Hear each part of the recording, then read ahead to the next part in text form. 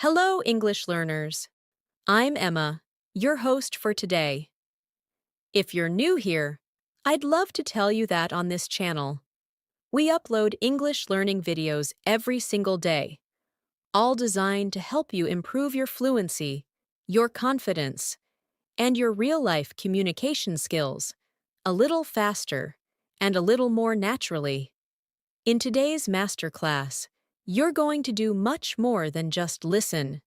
You're going to think in English, speak in English, and slowly train your mind to understand conversations at a deeper level, because today's lesson is a complete B1 to B2 level, slow English conversations practice session where we'll build your vocabulary step by step while exploring everyday life situations that you can actually use outside the classroom. Throughout this session, we'll move through natural conversations, daily routines, real-life decisions, emotions, plans, opinions, and social interactions. And as we do that, I'll guide you through useful phrases, conversational structures, and intermediate to advanced vocabulary that will help you express yourself more clearly and more confidently. You won't just hear English, you'll experience how it flows, how it connects, and how it lives in real communication.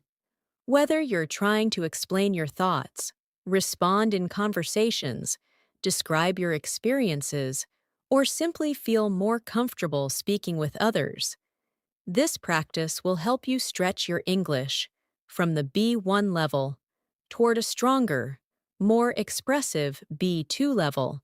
And along the way, I'll share speaking prompts and reflection moments so you can actively practice, not just passively listen. Before we begin, make sure you subscribe to the channel and press the bell icon so you never miss a daily English practice session like this one.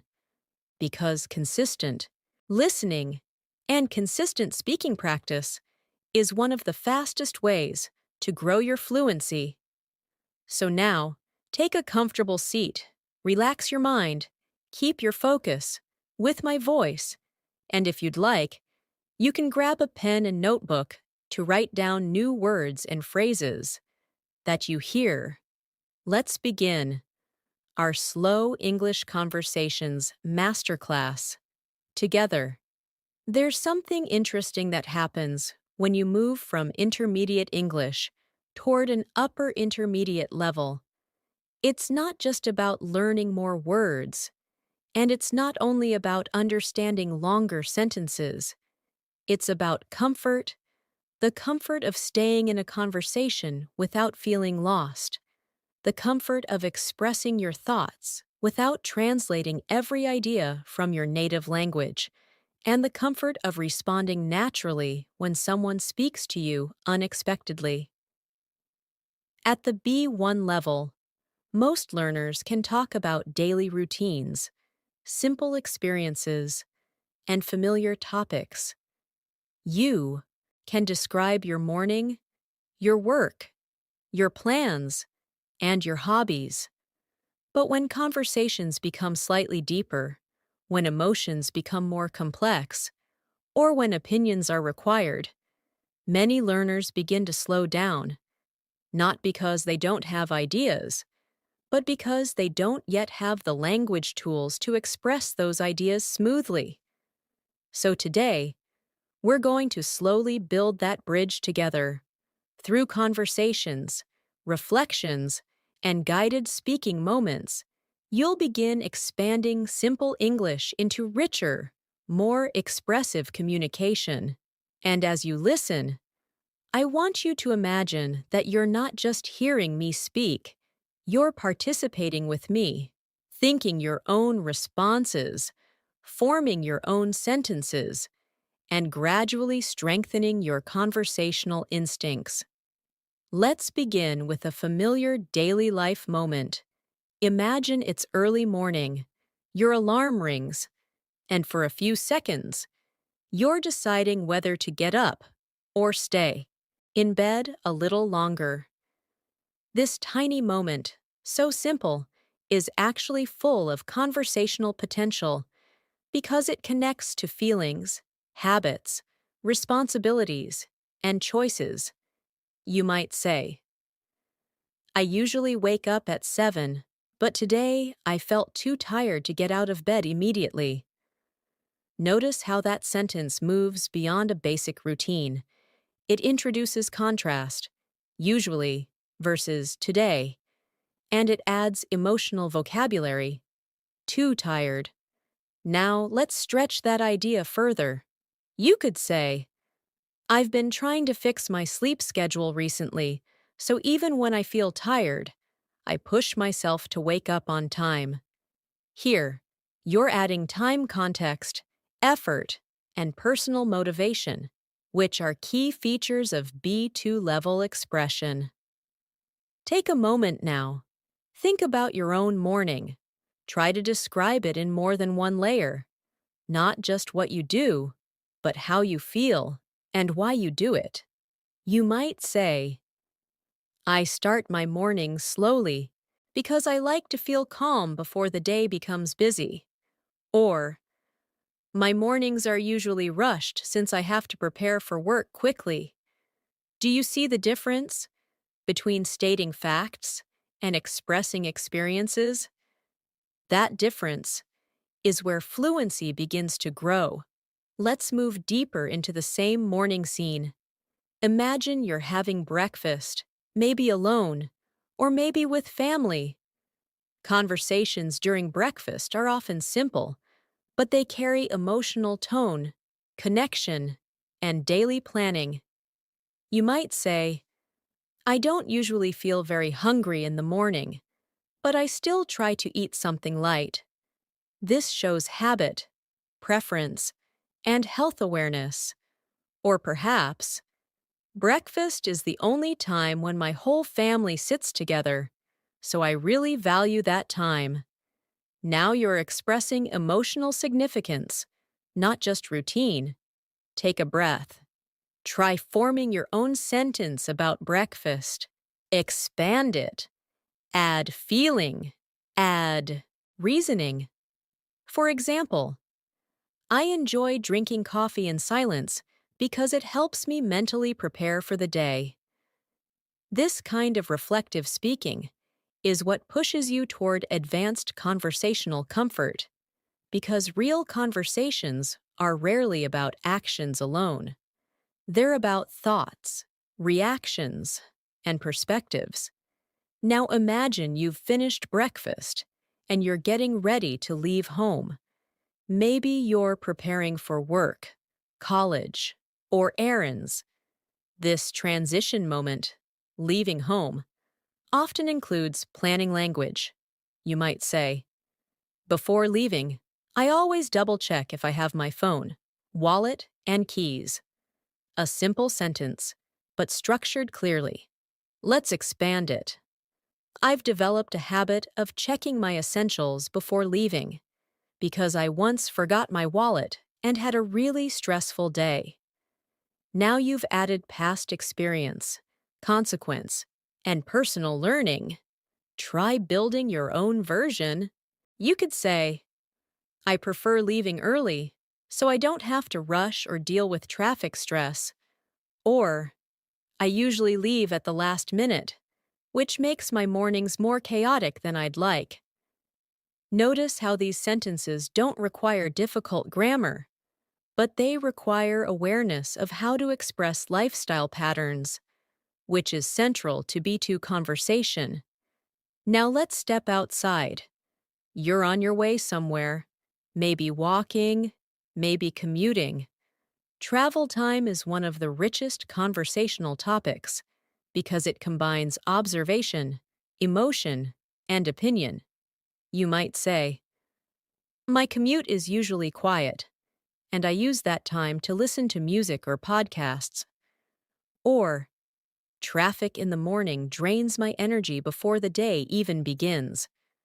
That sentence expresses emotional impact, not just description. Take a moment. Describe your travel experience in 2 layers. First, describe the action, then describe the feeling. For example, I take the bus to work every day, and sometimes it feels exhausting because it's always crowded. This layering technique, action plus emotion, is one of the fastest ways to sound more fluent in English conversations. As the day begins, conversations shift toward responsibilities, tasks, and interactions. Imagine arriving at work or college. Someone asks you, "How's your day starting so far?" A basic B1 reply might be, "It's good, I'm just busy." But a stronger B2 response could be, "It's been productive so far. I had a few tasks waiting for me, so I started working on them right away." Do you feel the difference? One answers the question, the other continues the conversation. Now, try your own variation. My day started a bit stressful, but it's getting better as I organize my work. This is conversational expansion, and it keeps dialogue flowing naturally. Let's pause here for a guided speaking reflection. Think about how your typical weekday begins. Try describing it step by step, but with emotional and reflective language included. Speak slowly and allow yourself time to think in English. You might say, "My weekdays usually begin quietly, but once I start checking my messages, everything becomes fast-paced." Or, "I enjoy the early part of my day the most because it feels calm before responsibilities take over." By practicing this kind of layered narration, you're training your mind to move beyond survival English into expressive English. Now imagine it's midday. You've been working or studying for hours. Conversations during this time often revolve around energy levels, productivity, and mental focus. You might say, "I tend to lose focus after lunchtime, so I try to take short breaks." Or, "I feel most productive in the afternoon when I'm fully awake and mentally active." Let's stretch that further. "I've noticed that my productivity depends a lot on my sleep. When I rest well, I perform better." Here, you're connecting cause and effect, which is a hallmark of upper intermediate communication. Take a moment now. Reflect on your own productivity patterns. Try forming a sentence that explains when and why you feel most productive. Maybe, "I work best under pressure because deadlines push me to concentrate." Or, "I prefer working slowly but consistently rather than rushing tasks." These kinds of personal insights make conversations richer, more engaging, and more human. As the day continues, interactions become more social. You might speak with coworkers, classmates, or friends. Imagine someone asking, "How do you usually handle stress during the day?" A simple answer might be, "I just deal with it." But an expanded response could be, "I try to manage stress by prioritizing tasks and reminding myself not to overthink small problems." Or, "When I feel overwhelmed, I step away for a few minutes to reset my mind." Let's pause again for practice. Think about your stress management habits. Try expressing not just what you do, but why it helps you. For example, "Talking to someone I trust helps me release mental pressure." This reflective communication style is what transforms everyday English into meaningful conversation. And this is exactly how we'll continue progressing, slowly, naturally, and conversationally, building your vocabulary, strengthening your sentence flow, and expanding your confidence step by step as we move deeper into real-life English interaction. As the day moves forward, conversations often begin to shift from personal routines into shared experiences, especially the small interactions that happen naturally around you. These are the moments where English becomes less rehearsed and more spontaneous, and this is exactly where B1 learners begin stretching toward B2 fluency. Imagine it's mid-afternoon. You've been working, studying, or handling responsibilities for several hours, and you run into a colleague, a classmate, or even a neighbor. They ask you a very simple question: "How's everything going today?" Now, this question sounds easy, but it opens the door to layered communication because it's not only about information, it's about tone, mood, and conversational continuation. You might respond at a basic level: "Everything's fine, just a normal day." And that's perfectly correct. But let's expand it slightly. You could say, "It's been a bit busy, but I feel satisfied with what I've completed so far." Notice how that answer introduces emotional reflection, not just factual reporting.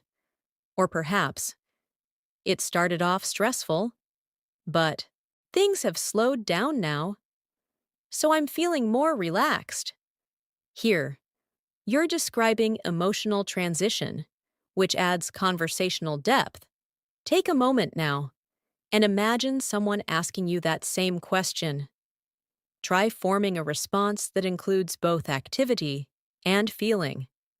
You might say, "I've had a productive day, but I'm definitely looking forward to some rest later." This kind of balanced expression is very natural in English conversations. Now let's imagine the interaction continues. The person asks, "What are you working on these days?" This question moves from daily routine into ongoing life focus. A simple answer might be, "I'm working on a project." But we can stretch it. "I'm currently working on a project that requires a lot of research, so I've been spending extra hours studying lately." Or, "I've been focusing on improving my skills recently, especially in communication and time management." Do you see how these responses reveal more personality? They invite deeper conversation. Now pause and think about what you're focusing on in your life right now. It could be studies, career growth, language learning, health, or personal development. Try describing it with detail. For example, "I've been dedicating more time to improving my English because I want to communicate more confidently in professional situations." That sentence reflects purpose, motivation, and direction, all important elements of B2 expression. Let's move the scene slightly forward. It's late afternoon now, and your energy may be changing.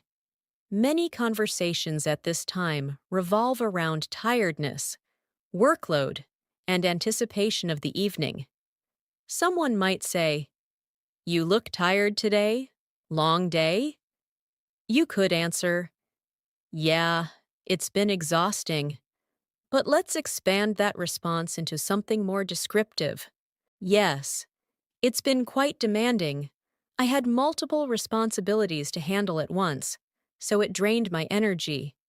Or, "I didn't sleep well last night, so I've been feeling low on energy throughout the day." Now you're connecting physical state with reasoning. Take a breath and try forming your own variation. "I feel mentally tired more than physically tired because I've been making a lot of decisions today." This kind of distinction, mental versus physical fatigue, shows advanced conversational awareness. Now let's transition into another daily life conversational space: decision making. Imagine discussing evening plans with a friend or colleague. They ask, "Do you have anything planned after work?" A simple reply: "No, Nothing special, but we can stretch it naturally. I was thinking about going out for a short walk, just to clear my mind after the day. Or, I might meet a friend for coffee. It depends on how tired I feel later. Notice how English often uses soft planning language, thinking about, might, depends. This reflects flexibility and conversational politeness. Now it's your turn. Think about your typical evening plans. You could say, I usually prefer quiet evenings because they help me recharge mentally. Or, my evenings are often social. I enjoy spending time with friends whenever possible. Both responses express lifestyle identity, not just plans. As the evening begins, conversations often become more reflective. People start talking about how their day felt overall. Imagine someone asking, So, how would you describe your day in one word? You might say, productive. But let's expand the reflection. I'd describe it as productive, because even though it was tiring, I accomplished what I planned. Or, I'd say it was emotionally challenging, but I learned a lot from it. This kind of reflective language signals strong conversational maturity. Now pause and try answering that question for yourself. Describe your recent day in one word, then expand it into a full reflective sentence. For example, I describe my day as balanced because I managed both work and personal time effectively. Reflection like this builds fluency beyond surface communication. Let's move into a relaxed evening conversation setting. Perhaps you're at home now, talking with family, or messaging a friend. Even casual conversations here can become rich language practice moments.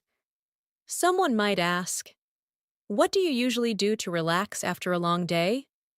A simple reply, I watch TV, but let's build more texture. I usually watch something light because it helps me disconnect from stress. Or, I prefer listening to calm music, especially when I need mental relaxation. Take a moment now and describe your relaxation habits. I enjoy quiet time alone because it allows me to reflect on my thoughts. Or, spending time with family relaxes me more than anything else.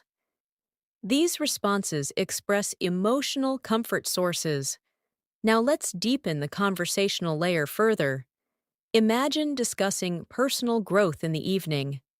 Someone asks, Do you feel like you're improving yourself these days?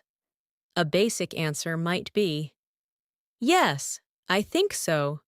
But a more expressive reply could be, Yes, I've been making conscious efforts to improve my habits, especially my discipline and time management.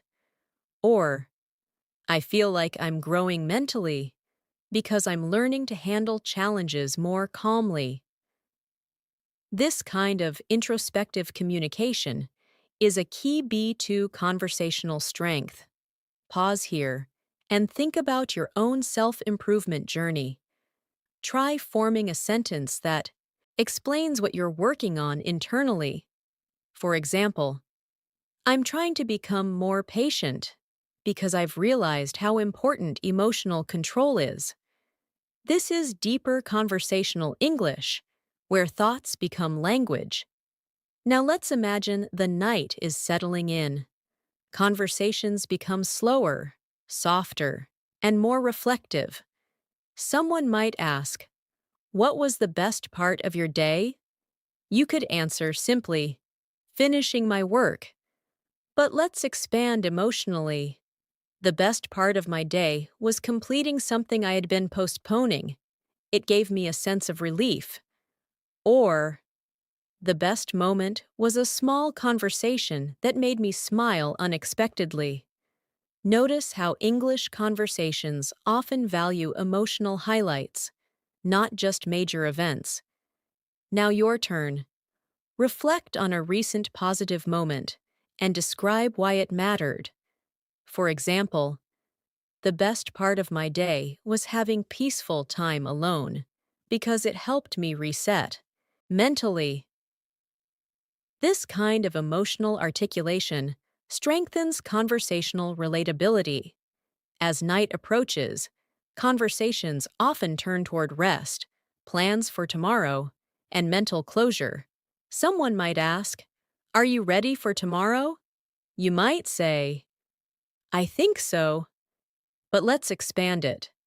I feel prepared, but I know tomorrow will bring its own challenges." Or, "I'm trying to stay positive about tomorrow, even though I have a lot to handle."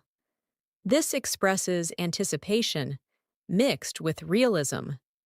Now pause and think about how you usually feel before the next day begins. I like planning my next day at night because it gives me mental clarity. Or, I prefer not to overthink tomorrow. I just focus on rest.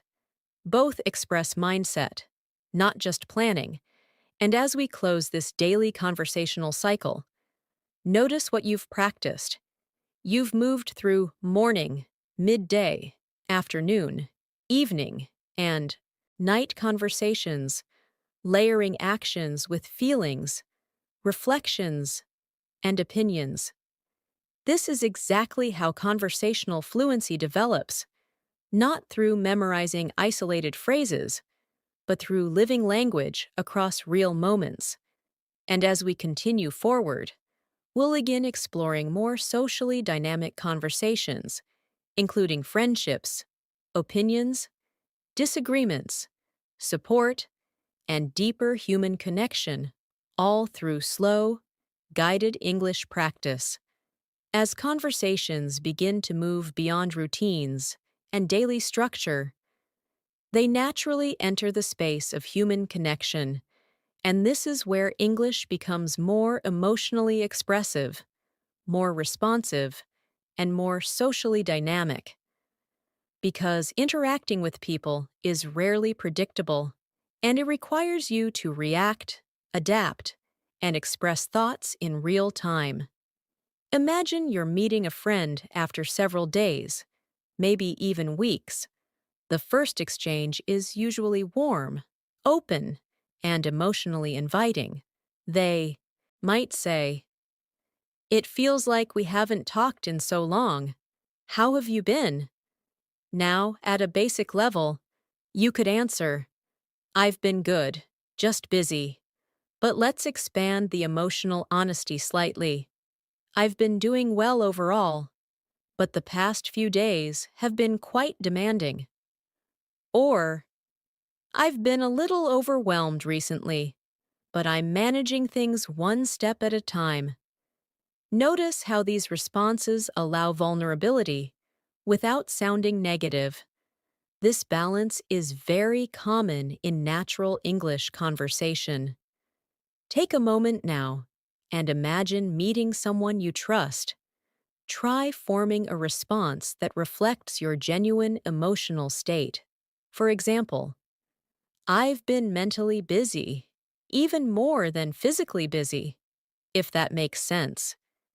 This kind of phrasing, "if that makes sense," softens expression and invites empathy. As the conversation continues, people often begin sharing life updates. Someone might ask, "So, what's new in your life these days?" This question opens the door to narrative speaking, where you explain developments, changes, and personal progress. You might respond simply, "Nothing much, just the usual." But let's stretch that into richer storytelling. "I've been focusing more on improving myself lately, especially my daily habits and mindset."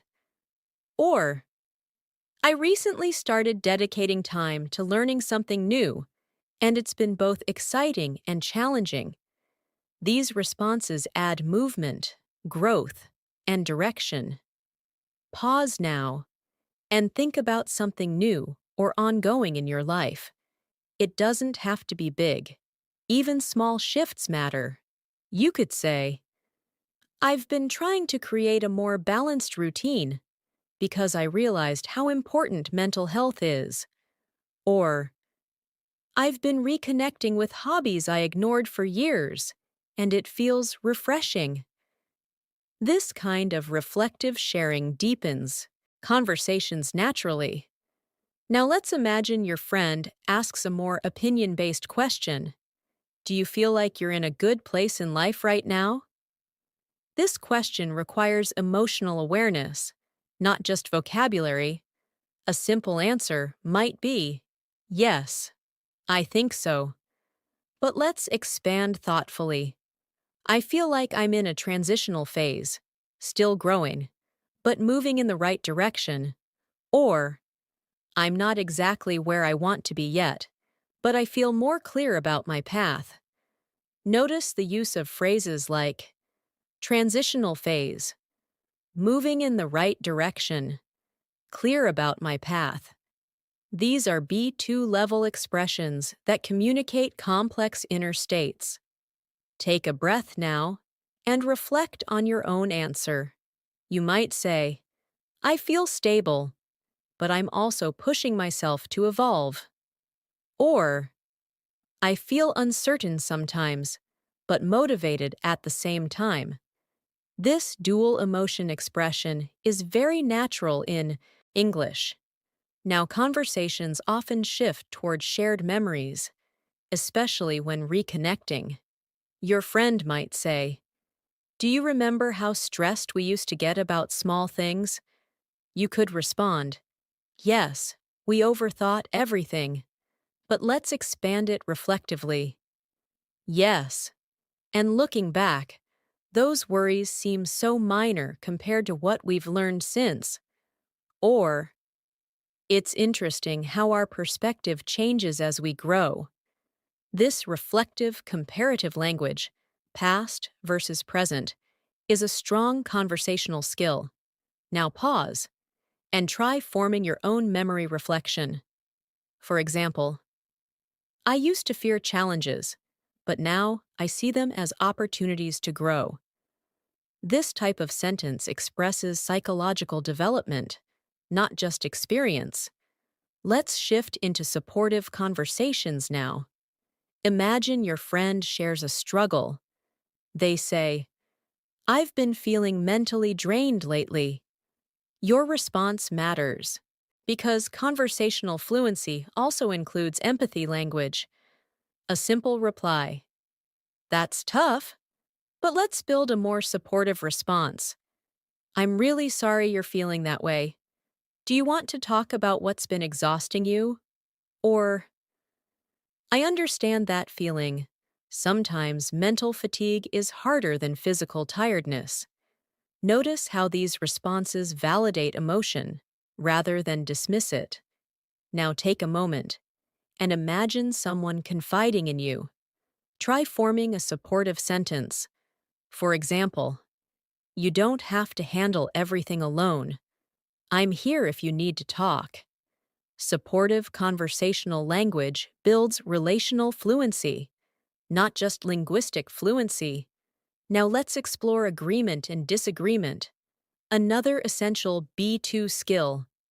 Imagine discussing lifestyle habits. Your friend says, I think working nonstop is the only way to succeed. You might agree partially. I understand that. Perspective.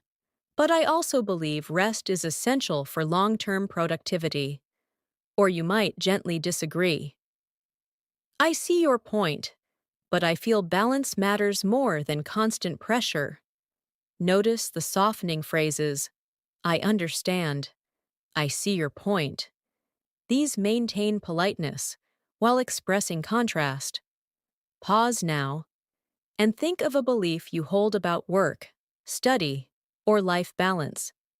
Try expressing it thoughtfully. For example, I believe consistency matters more than intensity. Or, I think mental well-being directly affects success.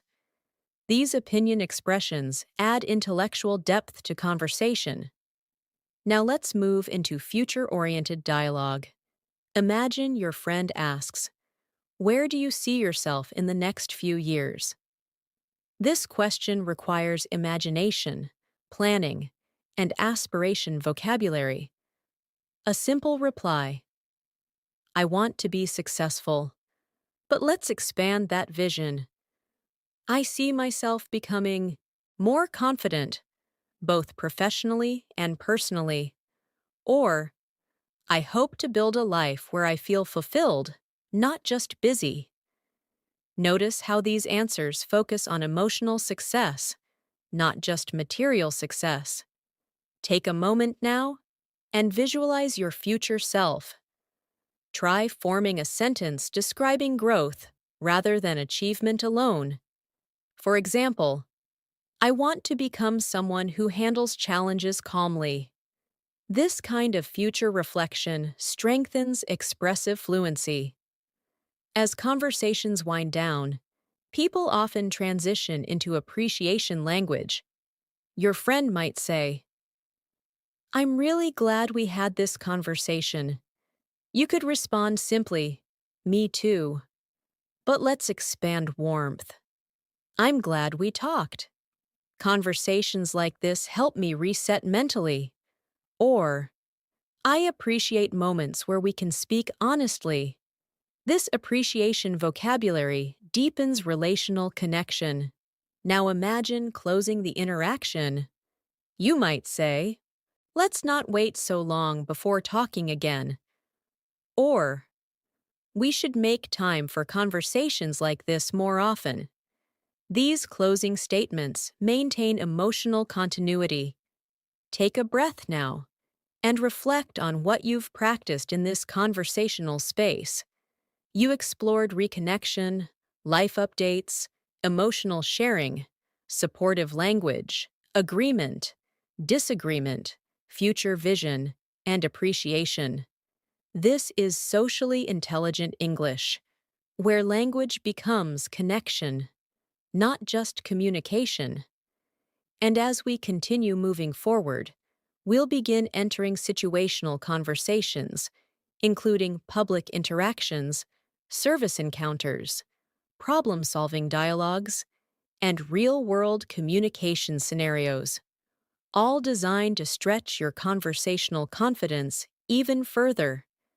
As conversations move beyond familiar people, they often enter the space of situational interactions, moments where you're speaking to someone you may not know personally, yet communication still needs to be clear, natural, and confident.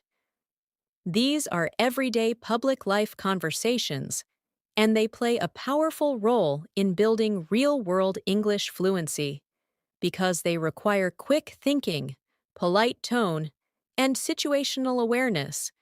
Imagine you're walking into a cafe or a small restaurant. The interaction may seem simple, but even ordering food contains multiple conversational layers. You might begin with, "Hi, I'd like to order something." That works, but let's expand it slightly into more natural phrasing. "Hi, I was wondering if I could get a coffee and something light to eat." Notice the softening phrase. "I was wondering if I could get." This sounds more polite and conversational, especially in service interactions. Now imagine the server asks, "Would you like that for here or takeaway?" You might respond, "For here, please." But you could also add natural conversational extension. "For here, I thought I'd sit for a while and relax." This small addition humanizes the interaction. Now pause and imagine placing your own order. Try forming a full sentence, not just the item. For example, "I'd like something refreshing, maybe a cold drink, because it's been a long day." This type of conversational ordering sounds much more fluent than simply listing items. Let's move the interaction forward. Imagine the server says, "It might take about 10 minutes. Is that okay?" You could say, "Yes, that's fine." But let's expand the response. "That's perfectly fine. I'm not in a hurry." Or, "No problem. I could use the time to relax anyway." These responses show comfort, not impatience. Now imagine there's a small issue.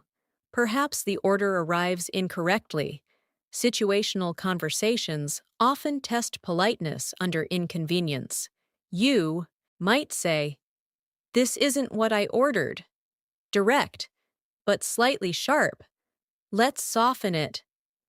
"Excuse me, I think there may have been a small mistake with my order." Or, "I'm sorry, but I believe I ordered something different." Notice how politeness language reduces tension. Take a moment now and imagine handling a small service issue calmly. You could say, "Would it be possible to change this?" This phrasing sounds cooperative, not confrontational. Now let's move into another public interaction, shopping conversations. Imagine you're inside a clothing store and you're speaking to an assistant. You might begin with, "I'm looking for a jacket," but let's expand it into descriptive searching language. "I'm looking for a jacket, something comfortable, but also suitable for formal occasions." Here, you're combining function and preference. The assistant might ask, "Do you have a specific color in mind?" You could say, "Not really. I'm open to suggestions." Or, "I usually prefer darker shades, but I'm willing to try something new." This expresses flexibility and identity simultaneously. Pause now and imagine shopping for something you need. Try describing it with both purpose and preference. For example, "I'm searching for something practical, but I'd also like it to look stylish." That balance between practicality and aesthetics is common in English shopping dialogue. Now imagine trying something on, and the assistant asks, "How does it fit?" You might say, "It fits well," but let's enrich that response. "It fits comfortably, but I think I might need a slightly larger size for ease of movement." Or, "I like the fit, though the sleeves feel a bit tight." These small, descriptive expansions signal higher conversational precision. Let's transition into travel-related situational dialogue. Imagine you're asking for directions, perhaps in a new area. You might say, "Where is the nearest station?" Clear, but we can soften it. "Excuse me, could you tell me where the nearest station is?" Or, "I'm a bit unfamiliar with this area. Would you mind guiding me to the nearest station?" Notice the humility phrasing. "I'm a bit unfamiliar." This invites helpfulness. Now imagine the person gives you complex directions. You could respond, "Thank you." But let's expand conversational acknowledgement. "Thank you so much. I appreciate you taking the time to explain that." Or, "That was really helpful. I feel much less lost now." This appreciation language strengthens interaction warmth. Pause now and imagine asking for directions somewhere. Try forming the full request politely. For example, "Could you help me find the nearest pharmacy? I'm not from around here." This adds context, not just a question. Now let's explore problem-solving public conversations. Imagine you're speaking to customer service, perhaps about a delayed delivery. You might begin, "My package is late." But let's refine that. I wanted to inquire about a delivery that seems to be delayed. Or, I was expecting a package today, but it hasn't arrived yet. This phrasing sounds calm and solution-focused. The representative might respond, "Let me check that for you." You could reply, "Thank you. I'd really appreciate that." Now imagine they explain the delay. You might say, "I understand. These things happen." Or, "Thanks for clarifying. I just wanted to be sure." This tone keeps the conversation constructive. Take a moment and imagine resolving a small issue politely. You could say, "As long as I know the updated delivery time, I'm okay with the delay." That expresses flexibility and understanding. Now let's move into appointment-based conversations. Imagine scheduling a meeting or consultation. You might say, "I'd like to book an appointment," but let's expand naturally. "I'd like to schedule an appointment, preferably sometime this week." Or, "I was hoping to book a consultation, if there's availability soon." Notice again the softening structure. "I was hoping to." This makes requests sound respectful. If the person offers a time that doesn't suit you, you might respond, "That time might be difficult for me. Would there be any later slots available?" This expresses limitation. Politely, pause now, and imagine negotiating a meeting time. You could say, "Mornings work better for me, as I'm more focused earlier in the day." This explains preference, logically. As we move through these situational dialogues, notice the patterns forming: politeness framing, descriptive language, emotional tone, and contextual explanation. This is what transforms functional English into socially effective English, because real-life conversations, especially with strangers, rely heavily on tone, respect, and clarity, not just vocabulary. And as you continue practicing these situational interactions, you begin feeling more comfortable speaking outside familiar circles, which is a major milestone on the journey from B1 to B2 fluency. From here, we'll begin stepping into more cognitively engaging conversations, including expressing opinions in group discussions, explaining personal viewpoints, and handling conversational disagreement in socially intelligent ways, all through slow, guided, real-life English practice. As conversations continue to expand beyond situational exchanges, they often enter environments where multiple voices are present: group discussions, shared decisions, and collaborative thinking. And this is where conversational English begins to require not just response, but participation.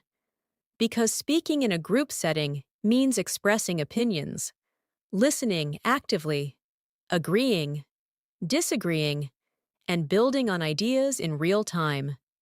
Imagine you're sitting with colleagues, classmates, or even friends, and a topic naturally comes up, perhaps about work culture, lifestyle habits, or modern technology.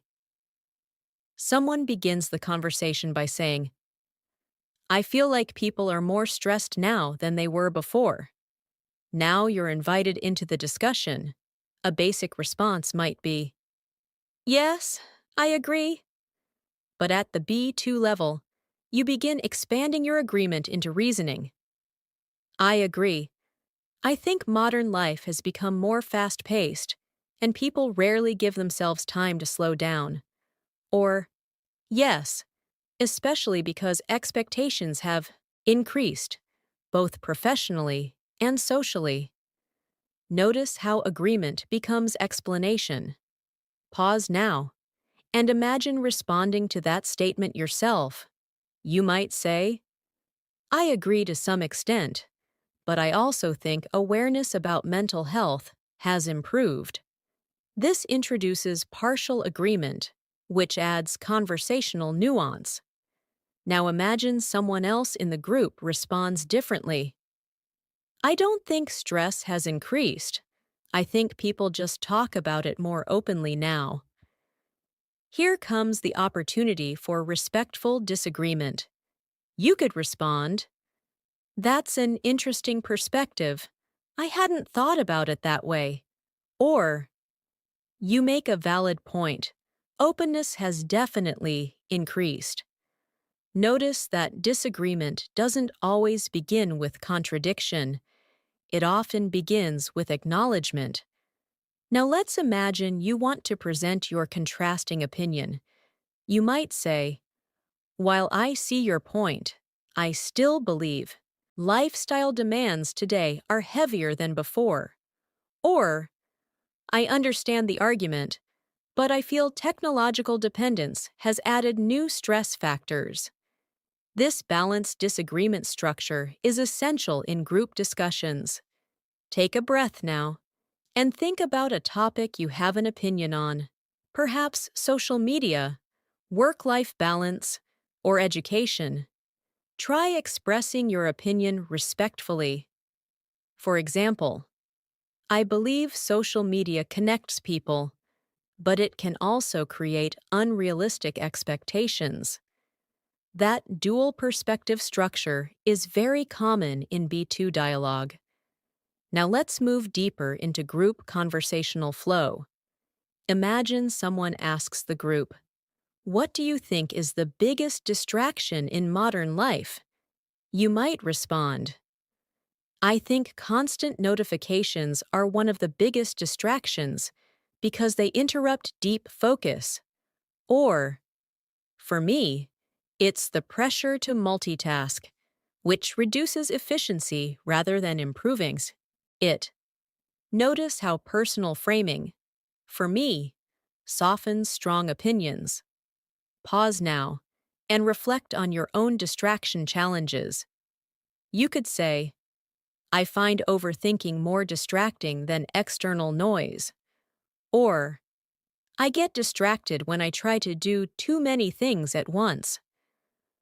These responses combine introspection with discussion. Now imagine the group shifts toward solution-oriented dialogue. Someone asks, So how do you personally manage distractions? You might say, I try to create focused time blocks where I avoid interruptions. Or, I reduce distractions by limiting screen time during work hours. Let's expand that further. I've been training myself to stay present because I realized distraction often comes from mental clutter. This introduces psychological insight, not just technique. Now pause and describe your own focus strategy. For example, I manage distractions by prioritizing one task at a time instead of multitasking. That clarity of process strengthens communicative authority. Let's shift now into collaborative decision-making conversations. Imagine planning a group outing. Someone asks, Where should we go this weekend? You might suggest, maybe somewhere quiet, like a nature spot, where we can relax. Or, we could try a new cafe, just to experience something different. Notice the use of maybe. We could. These make suggestions feel inclusive. Now imagine someone else proposes something different. How about going somewhere more lively, like a concert? You might respond, That sounds exciting, though I personally feel like relaxing this weekend. Or, I like the idea, but I think I need something calmer right now. This expresses preference without rejecting others. Pause now and imagine contributing to a group plan. You could say, I'm open, to anything, as long as we all get time to unwind. That inclusive phrasing supports group harmony. Now let's explore conversational interruption, a real-life challenge. In group discussions, you may need to enter the conversation respectfully. You might say, "Sorry to interrupt, but I'd like to add something." Or, "If I may, I'd like to share my perspective." This polite entry language is essential in collaborative dialogue. Now imagine someone interrupts you. You could respond calmly, "Go ahead, I'll continue after you." Or, "No problem, I was just finishing my point." Maintaining conversational flow, without frustration, is a social fluency skill. Now let's step into problem-solving discussions. Imagine a team facing a challenge. Someone asks, "How should we handle this situation?" You might say, "I think we should first analyze what caused the issue." Or, "It might help to divide responsibilities so we solve it faster." Let's expand further. We should approach this calmly because rushing decisions may create more complications. This adds strategic thinking language. Pause now and imagine suggesting a solution in a group. You could say, "Perhaps we should gather everyone's input before finalizing a decision." That collaborative tone strengthens group communication. Now, as discussions begin to conclude, group reflection often occurs. Someone might say, "I'm glad we talked this through." You could respond, "Yes, conversations like this help create clarity." Or, "I feel more confident now that we've shared perspectives." This reinforces conversational closure. Take a moment now and reflect on what you've practiced in this group dialogue space. You explored agreement, respectful disagreement, opinion framing, collaborative suggestions, conversational entry, interruption management, and solution-oriented speaking. These are essential skills that move English beyond one-on-one interaction into collective communication environments. And, as we continue forward, we'll begin exploring emotionally expressive storytelling, where you describe personal experiences, challenges, lessons, and transformative moments, all through slow, guided English narration designed to strengthen both fluency and emotional articulation. As conversations deepen even further, they often begin to move away from immediate surroundings and into personal storytelling, moments where you're not just exchanging information, but sharing experiences, memories, challenges, and lessons that have shaped you. This kind of expressive narration is a powerful step in moving from B1 toward B2 fluency because it requires emotional vocabulary, reflective structure, and descriptive flow. Imagine you're speaking with someone who asks you, "What's a challenge you faced that taught you something important?" At first, you might feel unsure how to answer, not because you lack experiences, but because putting life lessons into English requires thoughtful expression. A simple answer might be, "I had a difficult time in my studies." But let's expand that experience into reflective storytelling. "There was a period when I struggled academically, not because I lacked ability, but because I lacked discipline, and that realization changed my habits completely." Notice how the sentence doesn't just describe difficulty, it describes insight. Or, perhaps, "I once took on more responsibilities than I could handle, and it overwhelmed me, but it taught me the importance of balance." This storytelling style connects action, emotion, and learning. Pause now And think about a personal challenge that shaped your growth. Try expressing it not as a complaint, but as a lesson. For example, I faced a time when I doubted my progress, but it pushed me to become more consistent. This kind of reframing language shows emotional maturity. Now let's move deeper into the storytelling flow. Imagine continuing your narrative, explaining how you handled the challenge. You might say, "At first, I felt lost because I didn't know where to begin fixing things." Then you could add progression, but gradually, I started making small changes, and those small steps created big improvements. Notice the narrative movement: struggle, action, growth. This storytelling arc is common in Batu conversational sharing. Take a breath now and imagine narrating your own growth journey.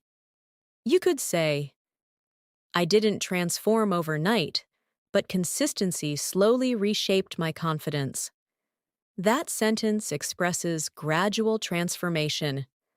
Now, let's explore emotional storytelling. Someone might ask, "Have you ever felt proud of yourself for overcoming something?" You might respond simply, "Yes, many times." But let's expand emotionally. "Yes, especially when I achieved something I once believed was beyond my ability." Or, "I felt proud when I realized I had grown stronger mentally than I used to be." Notice how pride is expressed through reflection, not boasting. Pause now and think about a moment of self-pride. You might say, "I felt proud when I stayed calm in a situation that would have stressed me before." This type of emotional articulation strengthens personal storytelling fluency. Now, storytelling often includes describing people who influenced you. Imagine someone asks, "Has anyone inspired your personal growth?" You could respond, "Yes, I've been inspired by people who remain calm under pressure." Or, "I admire individuals who prioritize kindness despite challenges." Let's deepen the narrative. One person influenced me deeply, not through advice, but through the way they handled adversity with grace. This adds admiration language. Pause now and reflect on someone who impacted your mindset. You might say, "I've learned resilience by observing how someone close to me handles setbacks." This reflective attribution is common in mature conversation. Now let's move into describing turning points. Someone might ask, "Was there a moment that changed your perspective on life?" You might say, "Yes, there was a time when failure taught me more than success ever did." Or, "A certain experience forced me to rethink my priorities completely." Notice the use of perspective shift vocabulary: rethinking priorities, changed perspective. Take a moment now and imagine describing a mindset shift. For example, "I used to fear uncertainty, but now I see it as space for growth." This transformation language reflects emotional intelligence. Now, storytelling also involves describing emotional struggles honestly. Imagine someone asks, "Have you ever felt lost about what direction to take in life?" You might respond, "Yes, there were moments when I felt uncertain about my future." But let's expand that reflection. "I felt lost not because I lacked opportunities, but because I lacked clarity about what truly mattered to me." This type of layered introspection signals strong expressive fluency. Pause now and reflect on your own moments of uncertainty. You could say, "Confusion once made me anxious, but reflection eventually brought clarity." That sentence moves from chaos to resolution. Now, let's explore resilience storytelling. Someone might ask, what helped you stay strong during difficult times? You could answer, my inner determination kept me moving, even when progress felt slow. Or, support from loved ones reminded me that I wasn't alone. Let's expand that emotional resilience. I realized strength isn't always loud. Sometimes it's simply continuing quietly. This poetic reflection is very powerful in advanced conversational storytelling. Pause now and form your own resilience statement. For example, I learned that patience can be stronger than urgency. This philosophical expression strengthens communicative depth. Now, storytelling often ends with present-day reflection. Someone might ask, looking back, would you change anything? You might say, I wouldn't change the challenges because they shaped who I am today. Or, I might adjust certain decisions, but I value the lessons they brought. This reflective closure shows acceptance, not regret. Take a breath now and imagine closing your own life story reflection. You could say, every experience, even the difficult ones, contributed to my growth. This kind of reflective summary builds emotional fluency. As you notice, storytelling English is slower, more thoughtful, and more layered than everyday conversation because it connects events with meaning. And by practicing storytelling, you train your mind not just to speak English, but to think, feel, and reflect in English. From here, we'll begin moving into emotionally supportive dialogues, conversations where you comfort others, encourage growth, and offer guidance, all of which require careful tone, empathetic vocabulary, and emotionally intelligent phrasing.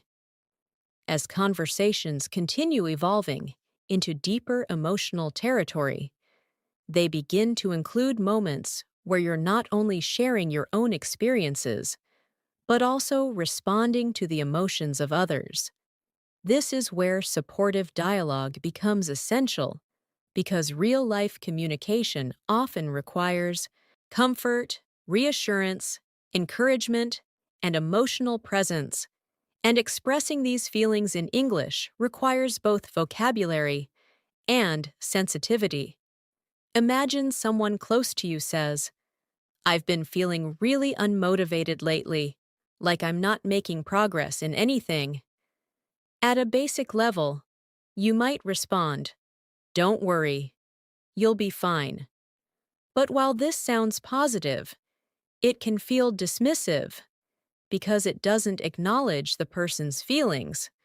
So let's expand the supportive language. I'm really sorry you're feeling that way.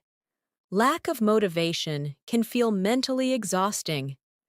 Notice how this response validates emotion first, before offering reassurance. You could continue. Sometimes progress isn't visible immediately, but that doesn't mean you're not moving forward. This introduces perspective, without denying their struggle. Pause now and imagine someone confiding in you about feeling stuck. Try forming a supportive response that includes empathy. For example, I understand how discouraging that can feel, especially when you're putting in effort. This type of phrasing builds emotional connection. Now imagine the person says, I feel like everyone else is moving ahead, and I'm falling behind. This comparison anxiety is very common and requires careful reassurance.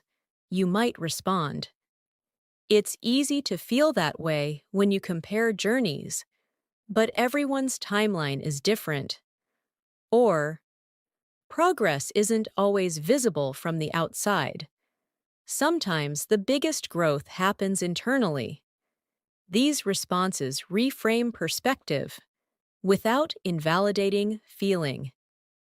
Take a breath now and imagine comforting someone dealing with self-doubt. You could say, "You're being harder on yourself than you deserve." This gentle confrontation encourages self-compassion.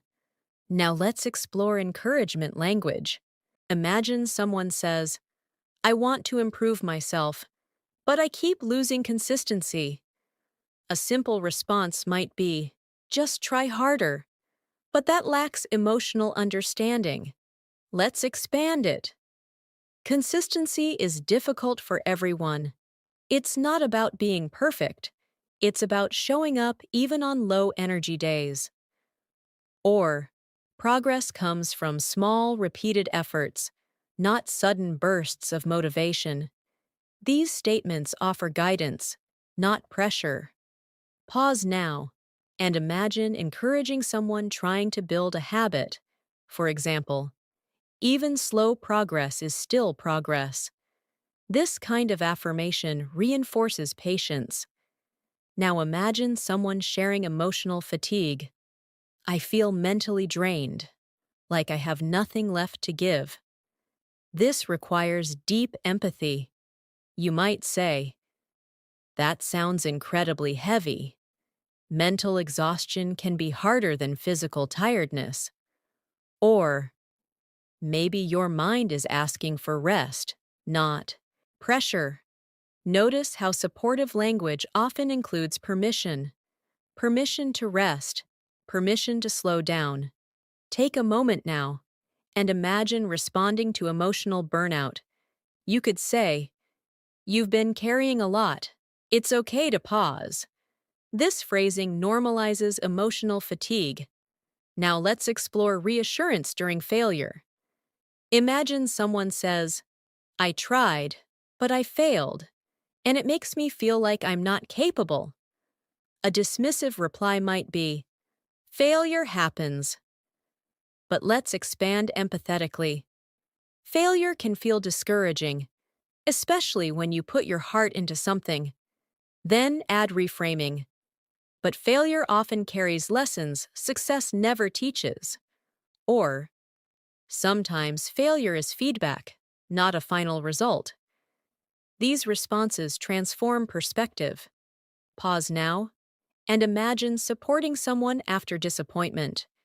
You might say, "This moment doesn't define your ability, it only reflects one experience." This separates identity from outcome. Now, supportive conversations often include reminding others of their strengths. Imagine someone says, "I don't think I'm strong enough to handle this." You could respond, "You're stronger than you realize. You've already handled situations you once thought impossible." Or, "Strength often reveals itself during challenges, not comfort." These responses reinforce self-belief. Take a breath now and imagine reminding someone of their resilience. For example, "You've grown more than you give yourself credit for." This acknowledgement builds confidence. Now, let's explore guidance-based support. Imagine someone asks, "What should I do? I feel confused about my next step." Instead of giving direct instructions, supportive English often offers perspective. You might say, "Sometimes clarity comes when you give yourself space, not pressure." Or, "You don't have to have everything figured out immediately." This guidance removes urgency. Pause now and imagine advising someone feeling directionless. You could say, "Take one step at a time. Clarity often follows action." This encourages movement without overwhelm. Now let's explore gratitude in supportive conversations. Imagine someone thanks you. "I really appreciate you listening to me." You might respond simply, "No problem." But let's expand emotional presence. "You never have to thank me for being there. I value our conversations." Or, I'm always here when you need someone to listen. These responses reinforce relational trust. Take a moment now and imagine responding to someone's gratitude warmly. For example, your trust means a lot to me. This strengthens emotional connection. Now, supportive dialogue often ends with hope. You might say, I truly believe things will feel lighter for you soon. Or, you're moving forward, even if it doesn't feel like it yet. Hope language balances realism with optimism.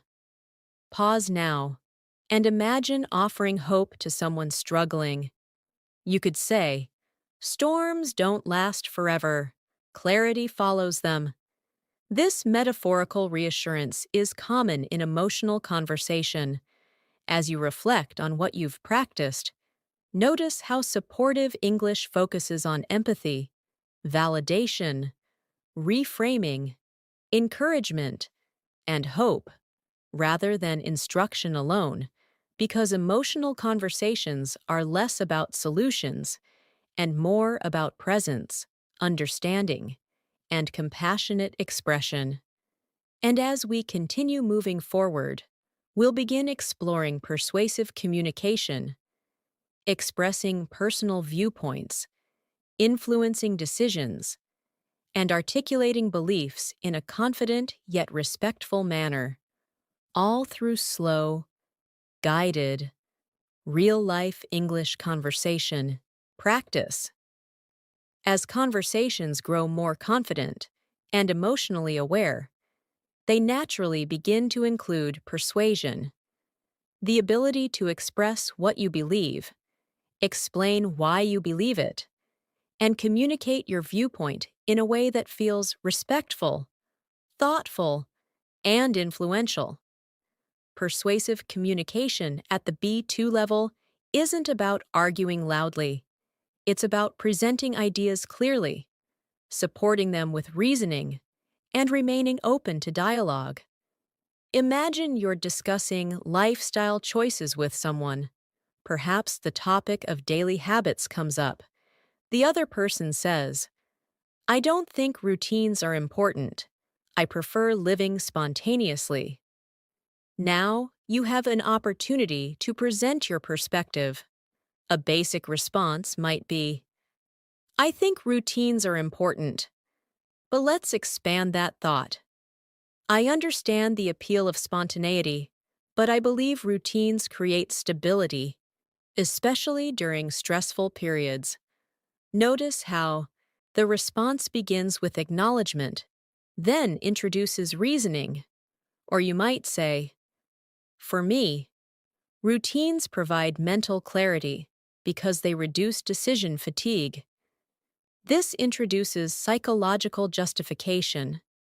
Pause now and think about your own belief regarding routines. Try expressing it with reasoning. For example, I feel routines protect my productivity, even when motivation fluctuates. This kind of structured persuasion feels balanced, not forceful. Now imagine the conversation shifts toward health habits. Someone says, I don't see the need to exercise regularly. Life is already busy. You could respond simply, exercise is important. But let's deepen the persuasion. I agree that life is busy, but regular exercise actually increases energy rather than draining it. Or, even small physical activity can improve mental well-being, not just physical health. Notice how persuasive language often reframes effort as benefit. Take a moment now and imagine encouraging someone to adopt a healthy habit. You might say, investing time in health now prevents complications later. This future-oriented persuasion is common in lifestyle discussions. Now let's explore professional persuasion. Imagine you're suggesting an idea at work or in a study group. You say, I think we should approach this project differently.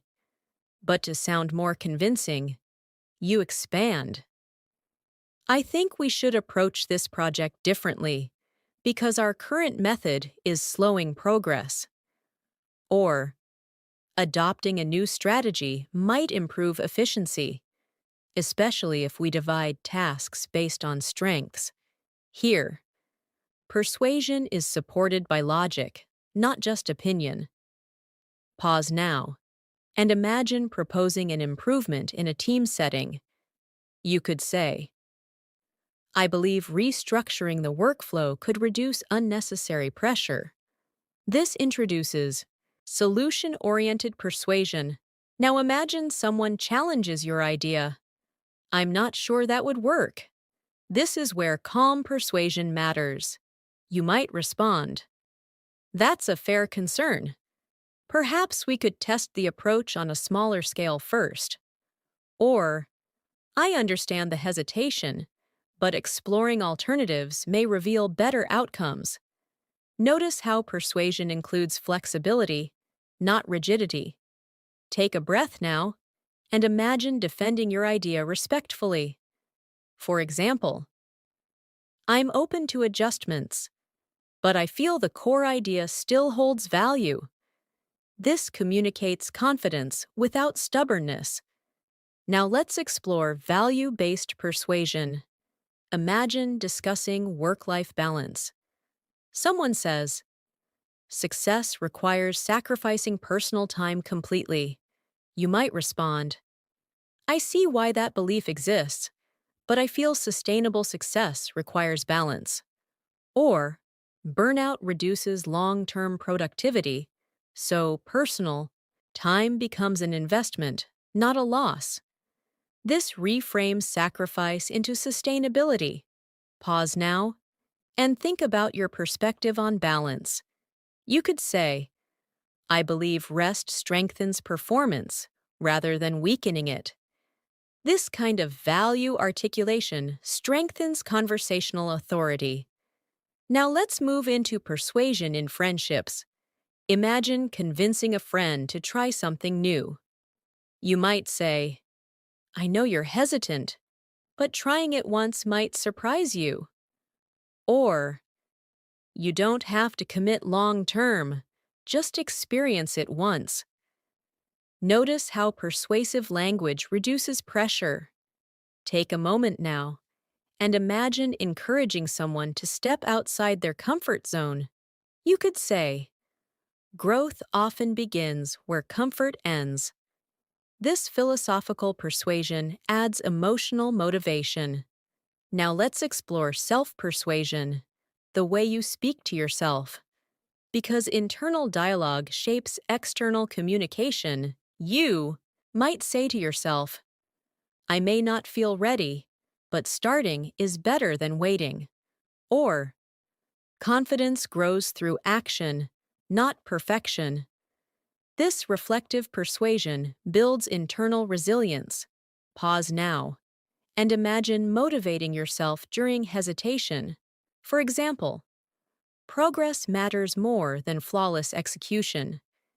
This reframing reduces fear. Now, persuasive conversations often include storytelling as evidence.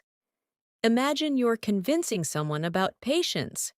You might say, I once rushed a process, and it led to mistakes. Patience would have saved time. Or, whenever I've trusted gradual progress, outcomes felt more stable. Story-backed persuasion feels relatable.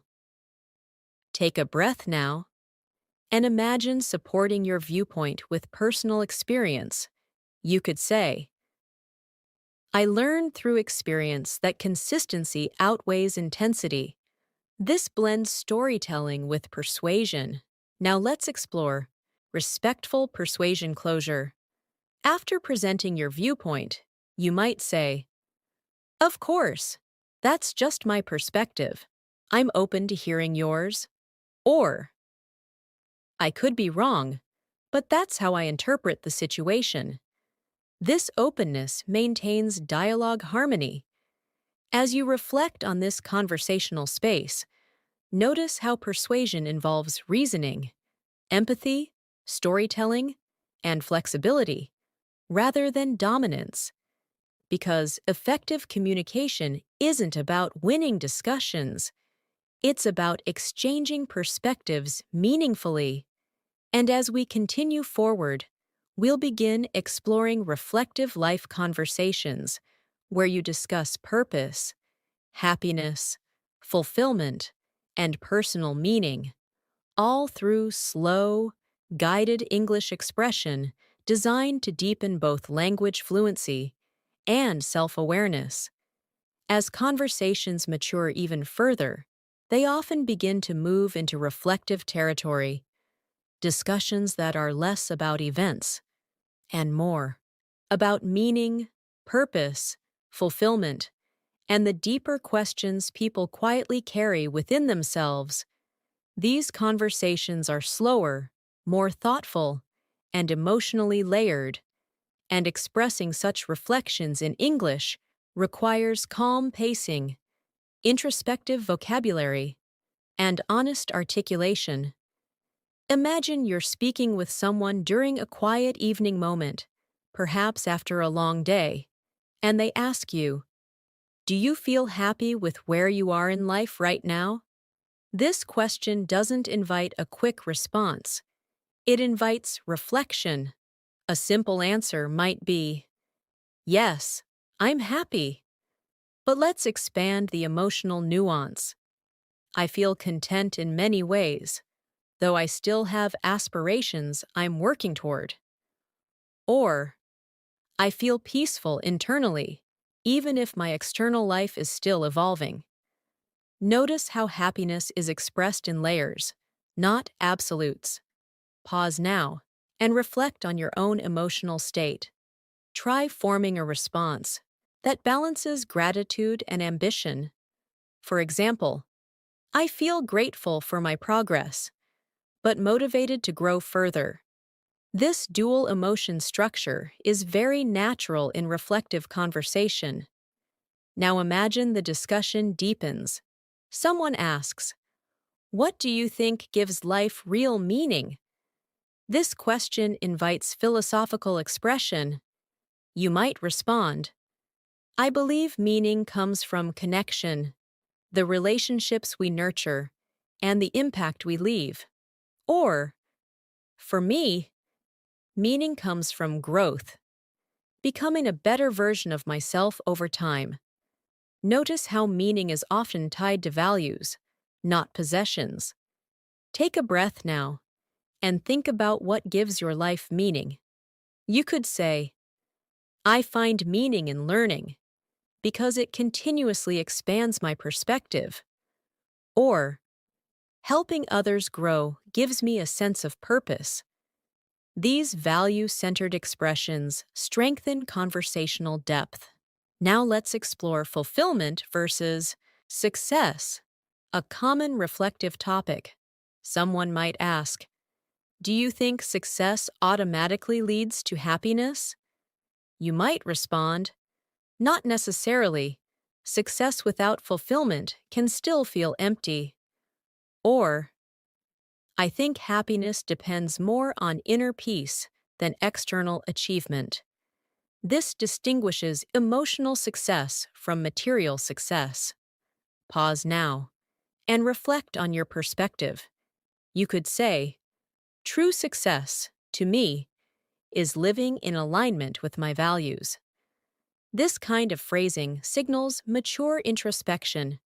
Now, reflective conversations often include discussing life pace. Someone might say, "Do you ever feel like life is moving too fast?" You could respond, "Yes, sometimes it feels like time is passing faster than I can process."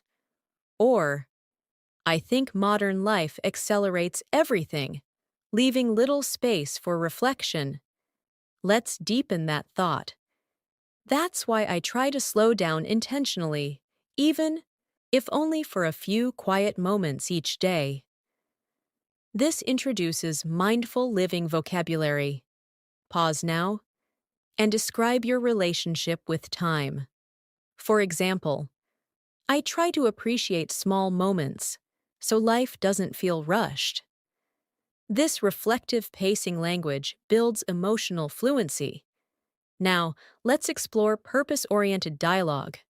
Someone might ask, "Do you feel like you've found your purpose yet?" You might respond, "I feel like I'm still discovering it, piece by piece." Or, "I believe purpose evolves as we grow. It's not fixed." Notice how uncertainty is expressed calmly, not anxiously. Take a moment now and reflect on your sense of direction. You could say, "I may not have complete clarity, but I feel aligned with my path." This expresses grounded progress. Now, reflective dialogue often includes discussing personal values. Someone might ask, "What matters most to you in life?" You might respond, "Inner peace matters deeply to me, more than external validation." Or, "Authenticity matters, being true to myself and others." Let's expand value expression. "I value growth, not perfection, because growth allows evolution." Pause now and reflect on your core values.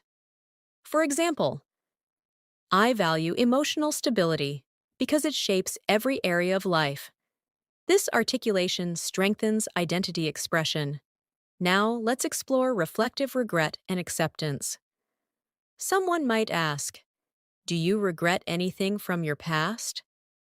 You could respond, "I regret certain decisions, but I value the lessons they taught me."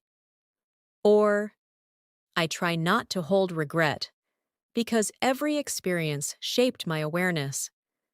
This reframes regret into learning. Pause now and reflect on your relationship with past mistakes. You could say, "I see my past not as error, but as education." This transformation language reflects emotional maturity. Now, reflective conversations often move toward gratitude. Someone might ask, "What are you most grateful for right now?" You might say, "I'm grateful for mental clarity. It makes life feel lighter." Or, "I'm grateful for the people who support my journey." Let's expand gratitude reflection. "I've learned to appreciate stability because it's often overlooked." Pause now and express something you're thankful for. For example, "I'm grateful for growth, even when it came through difficulty." This gratitude articulation builds emotional richness. Now, reflective dialogue often concludes with perspective statements. You might say, "Life feels less about reaching destinations and more about understanding the journey." Or, "I've realized peace often comes from acceptance, not control." These closing reflections summarize inner awareness.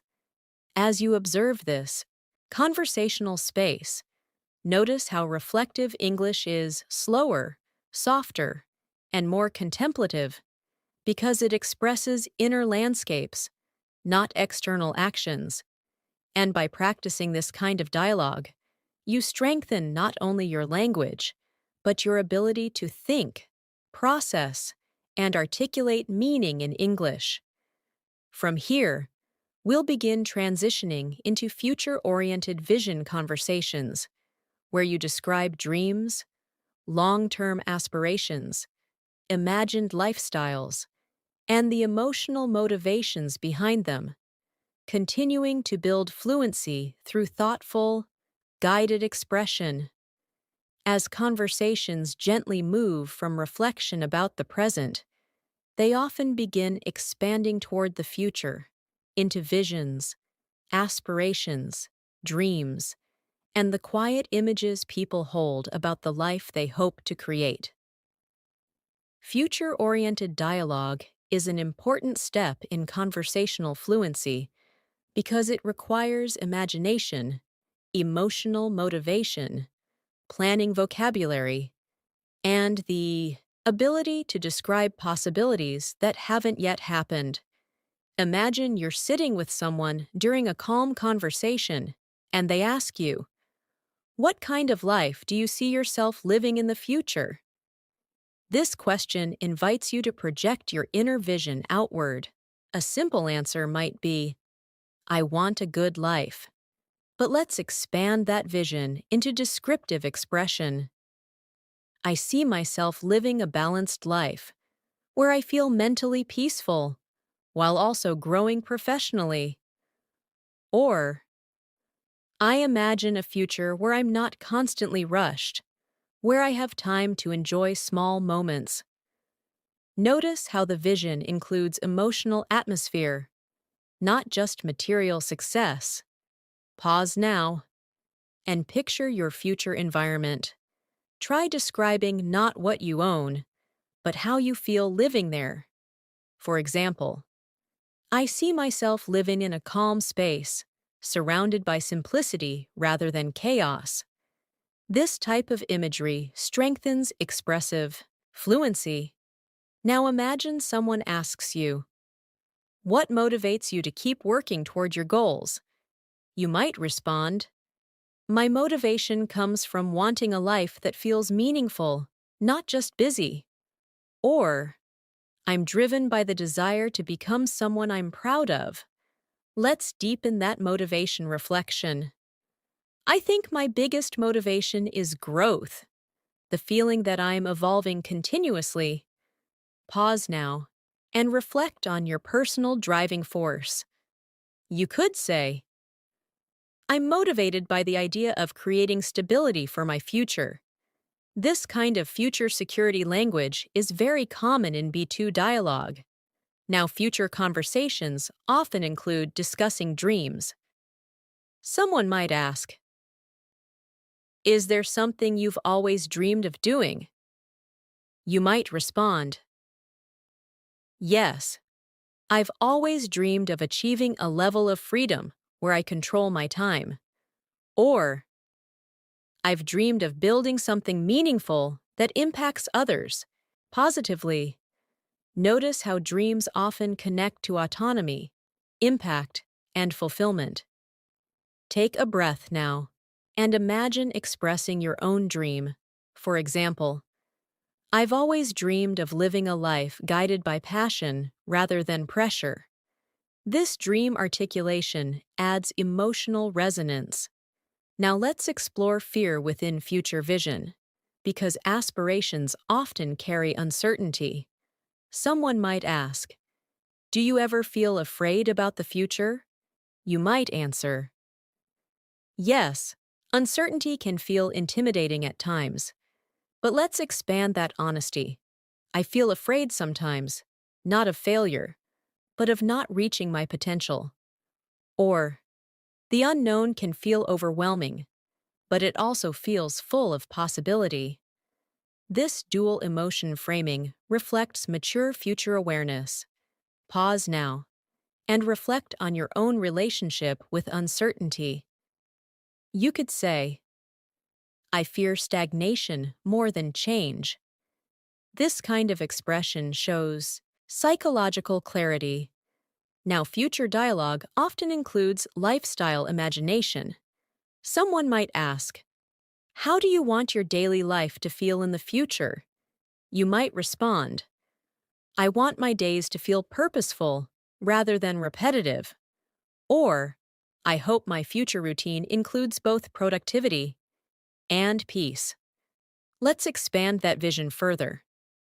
I want my work to energize me, not drain me. Pause now and imagine your ideal daily rhythm. For example, I see myself living slower, but more intentionally. This mindful future framing strengthens expressive range. Now let's explore success imagery. Someone might ask, "How would you define success for your future self?" You might respond, "I would define success as emotional stability combined with meaningful achievement." Or, "To me, success means waking up without anxiety about the day ahead." Notice how emotional security becomes part of success definition. Pause now and define success in your own words. You could say, success, for me, is freedom of mind. This abstract expression reflects B2 philosophical fluency. Now, future conversations often include contribution. Someone might ask, how do you want to impact others in your future? You might respond, I want to inspire people through my journey, especially those who doubt themselves. Or, I hope my growth encourages others to pursue their own. Let's deepen that contribution reflection. I want my presence to create positivity, even in small ways. Pause now and reflect on the impact you want to leave. For example, I want to be remembered for kindness, not just accomplishment. This type of legacy language strengthens emotional articulation. Now, future dialogue often includes adaptability. Someone might ask, what if life doesn't go exactly as you planned? You could respond, I've learned that flexibility is as important as ambition. Or, I believe unexpected paths sometimes lead to better destinations. This adaptive mindset language reflects psychological maturity. Pause now and reflect on your openness to life changes. You might say, I try to trust life's timing, even when it differs from my own. This acceptance expression deepens conversational calmness. Now, as future conversations begin to close, people often summarize hope. You might say, more than anything, I hope my future self feels peaceful. Or, I hope I become someone who handles life with grace. These closing aspirations reflect emotional evolution. As you observe this conversational space, notice how future-oriented dialogue blends imagination, ambition, fear, hope, and purpose. Because talking about the future isn't just about plans, it's about identity, who you're becoming, and why you're moving forward. And as we continue toward the final stretch of this masterclass, we'll begin integrating everything you've practiced: daily conversations, social dialogue, storytelling, support, persuasion, reflection, and future vision into extended natural conversation flow, allowing you to experience how all these layers merge into real-life English fluency. As all these conversational layers begin to come together, daily routines, social interaction, storytelling, emotional support, persuasion, reflection, and future vision, something very important starts to happen inside your communication style. You stop thinking of English as separate pieces and begin experiencing it as one continuous flow, a living conversation that adapts depending on the moment, the person, and the emotion behind the words. Imagine now that you're having a long conversation with someone close to you, perhaps during a late evening walk or a quiet cafe meeting. This conversation doesn't stay within one topic. It moves naturally, just like real life does. It might begin casually. You say, it's been a long day, but I feel strangely satisfied. The other person asks, what made it satisfying? And you respond, I think it's because I handled situations more calmly than I used to. Notice how this single sentence carries reflection, growth, and emotional awareness. The conversation then shifts slightly. They ask, do you feel like you've changed a lot over the past few years? You pause, reflect, and answer, yes, I think my mindset has evolved more than my circumstances.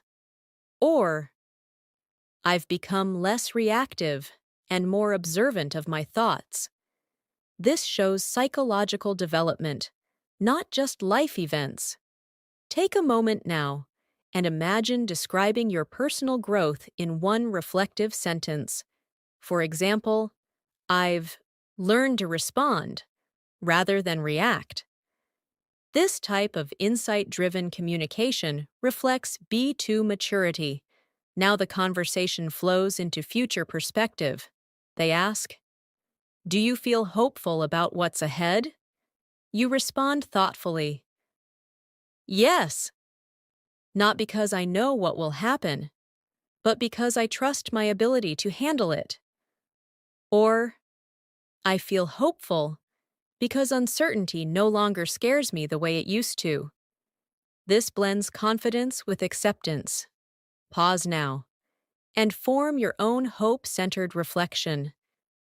You could say, "I feel hopeful because I've survived moments I once feared." That sentence connects past resilience with future confidence. Now imagine the conversation deepens emotionally. They say, "What do you think matters most at the end of the day?" You reflect before answering. "I think inner peace matters most, the feeling that you lived the day honestly." Or, "I believe meaningful connections matter more than achievements." This value-centered reflection strengthens emotional articulation. Take a breath and answer that question for yourself. For example, "For me, growth matters most, knowing I'm not standing still." Now the dialogue softens further, moving toward life philosophy. They ask, "Do you think people ever fully figure life out?" You smile slightly and respond, "I don't think life is something to be figured out completely. I think it's something to be experienced." Or, "I think clarity comes in moments, not permanently." This abstract reflection shows comfort with uncertainty. Pause now and express your own life philosophy. You could say, "I think life teaches in chapters, not conclusions." This metaphorical language deepens conversational elegance. Now imagine the conversation returns gently to the present moment.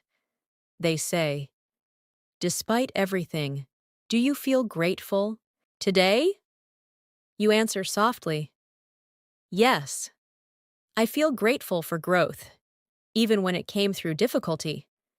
Or, "I feel grateful for awareness. It makes life feel more intentional." Gratitude reflection often closes deep conversations. Take a moment and express something you're grateful for right now. For example, "I'm grateful for progress, even if it's slow." Now, as the conversation begins to wind down, emotional closure emerges. You might say, "I appreciate conversations like this. They bring clarity to thoughts I don't always express." Or, "These moments remind me how important reflection is." This kind of closing dialogue reinforces connection. Pause now and imagine ending a meaningful conversation. You could say, "Let's keep having conversations that make us think deeply." This leaves emotional continuity. As you reflect on this extended conversational flow, notice how all the skills you've practiced merge naturally. You moved from daily life into emotional sharing, into perspective, into philosophy, and back into gratitude without forcing transitions. This is what real conversational fluency feels like. Not structured, not memorized, but alive, responsive, and emotionally aware. And as we approach the closing stretch of this masterclass, we'll begin gently consolidating everything you've practiced, reinforcing your confidence, your expressive range, and your ability to sustain meaningful English conversations across any life situation.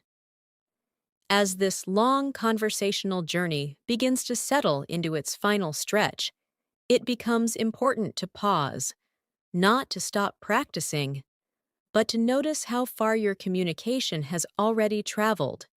Because fluency doesn't arrive suddenly, it forms quietly through moments of listening, reflecting, speaking, and gradually feeling more at ease inside the language. Imagine, now that you're sitting in a calm space, perhaps alone after a long day, or quietly observing your surroundings, and you begin having a gentle internal conversation with yourself. This is one of the most powerful stages of language growth. When English begins to exist not only in dialogue with others, but also in your inner reflection, you might think, "Today felt different. I handled situations with more patience than before." Or, "I noticed how my reactions have softened, even in stressful moments." This kind of self-observation language strengthens internal fluency because you're no longer translating thoughts, you're expressing them directly. Pause for a moment now and imagine reflecting on your own day in English. You could say, "I'm proud of how I remained calm, even when things became complicated." This self-acknowledgement builds emotional confidence. Now your thoughts might drift toward progress. You reflect, "I may not be where I want to be yet, but I'm definitely not where I used to be." Or, "My growth feels slow sometimes, but it feels steady." Notice how these reflections balance honesty with encouragement. Take a breath now and express your own sense of progress. For example, "I can feel my confidence building, even in small ways." This recognition reinforces motivation. Now imagine thinking about the conversations you've had recently. You might say to yourself, "I've started expressing my thoughts more clearly, without overthinking every word." Or, "I feel more comfortable staying in conversations rather than withdrawing." These internal observations signal conversational maturity. Pause now and reflect on your conversational comfort. You could say, "I no longer fear silence. I use it to think." That statement reflects growing communicative calmness. Now your reflection may move toward emotional awareness. You think, "I've become more understanding of others' feelings, not just my own." Or, "I listen more deeply now, instead of waiting to respond." This shows relational growth, not just linguistic growth. Take a moment and express how your listening has evolved. For example, "I've realized listening is as powerful as speaking." Now imagine your thoughts shifting toward future communication. You reflect, "I want to keep improving, not for perfection, but for connection." Or, "I want my words to reflect clarity, not confusion." This intention-based language strengthens direction. Pause now and form your own communication intention. You could say, "I want my voice to carry calmness, not hesitation." Now, as your inner dialogue continues, you may revisit challenges you once feared. You think, "There were times when speaking felt intimidating, but I moved through them." Or, "I once doubted my ability to express myself, but practice changed that." These reflections transform past fear into present strength. Take a breath now and acknowledge a fear you've overcome. For example, "I used to fear making mistakes, but now I see them as learning steps." Now your reflection softens into gratitude. You think, "I'm grateful for every opportunity that allowed me to practice." Or, "I appreciate the patience I've developed with myself." Gratitude reflection stabilizes motivation. Pause now and express something you're thankful for in your learning journey. You could say, I'm grateful I didn't give up when progress felt slow. Now imagine closing this quiet inner conversation. You reflect gently. I'll continue growing, one conversation at a time. Or, I trust the process, even when I can't see the results immediately. These closing affirmations strengthen long-term fluency confidence. As you sit with these reflections, notice how English now feels less like a subject and more like a companion, present in your thoughts, your observations, your emotional understanding, and your future aspirations. Because true conversational fluency isn't measured by how many words you know, but by how naturally you can live, think, feel, and connect through the language. And the more you continue engaging in conversations like these, slow, reflective, expressive, and real, the more English becomes not something you practice, but something you inhabit, naturally, comfortably, and confidently. Thank you for staying with me throughout this entire conversation practice session. I truly hope this time we spent together helped you feel more comfortable, more expressive, and more connected to your English speaking journey. Remember, fluency isn't built in a single day. It grows slowly, through listening, reflecting, practicing, and allowing yourself to speak without fear of imperfection. Every sentence you form, every thought you express, and every moment you stay present in English is a step forward. As you move ahead, try to carry these conversational patterns into your daily life. Speak about your routines, your feelings, your opinions, your dreams, and even your quiet reflections, because the more you live through the language, the more natural it becomes. Be patient with your progress, be kind to your mistakes, and most importantly, keep showing up for your practice, because consistency always creates transformation. I'm really glad you chose to spend this time learning with me, and I look forward to continuing this journey together in many more conversations to come.